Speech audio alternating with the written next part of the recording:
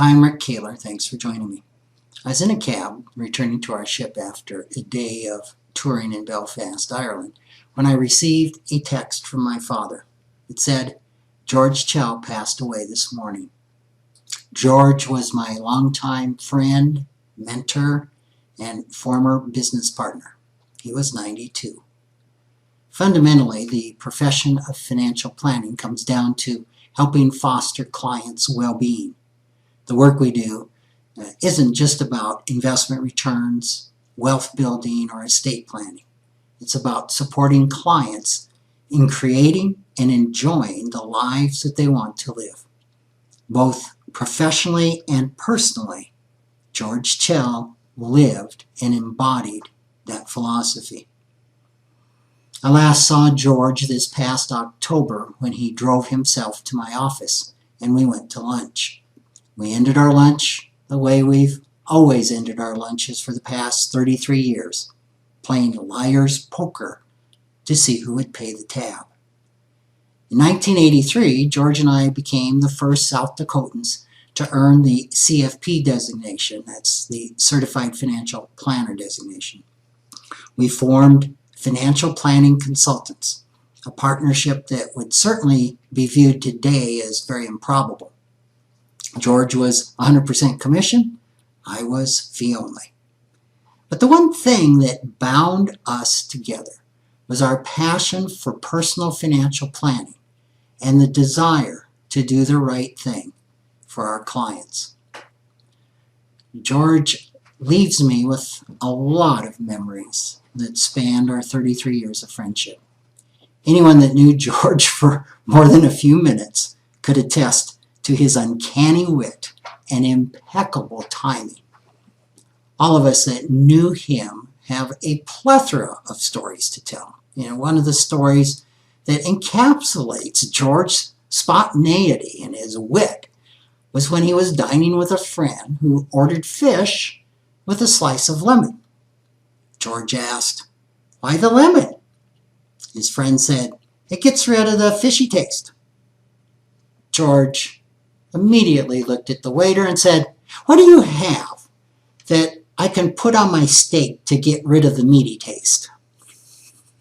That was George. He always had a joke. One of his most famous was, "I was driving by Calvary Lutheran Church this morning and I noticed the sign in front of the church where they often post announcements and service times that had this in block letters. 'Have you sinned today?' Then I noticed what someone had written below that in red lipstick. 'If not, call Fifi LaRue 343, and his voice would trail off with his big smile. If anyone could have made it really big as a professional speaker and trainer, George could have done it. One of my favorite stories was after I had finished a workshop. We did workshops together. I said, "Well, George, how'd I do?" He says, "Well, Rick, nobody is ever going to believe anybody who talks in such a high voice." "If you want to be more believable, learn to lower your voice." But he was a great speaker, phenomenal speaker. But as good as he was in that arena, his passion was helping others, both professionally and personally. George taught me a lot about financial planning. When the profession was hardly even the financial planning profession, it was in its embryonic years of development. The two of us made annual treks to what is now called the FPA, that's the Financial Planning Association retreat. Now, the first retreat we attended was the third one ever held at the University of California in Santa Cruz. We went many years after that. George stopped going when he retired, but I've kept that tradition alive, having recently attended my 27th. George also taught me a lot about life. He introduced the principles of the 12-step program to me long before I knew what the program was.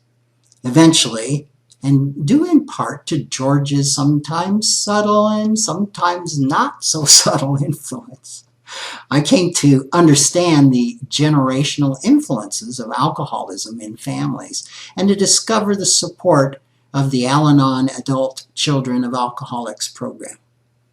Even in his final hours, struggling to let go of life, George maintained his humor to the end. I was told he would occasionally open his eyes, look around, and with the slightest hint of a smile say, "Am I in heaven yet?" That was George. So thanks, George. Thanks for your many gifts. You have left just a warm legacy of integrity, humor,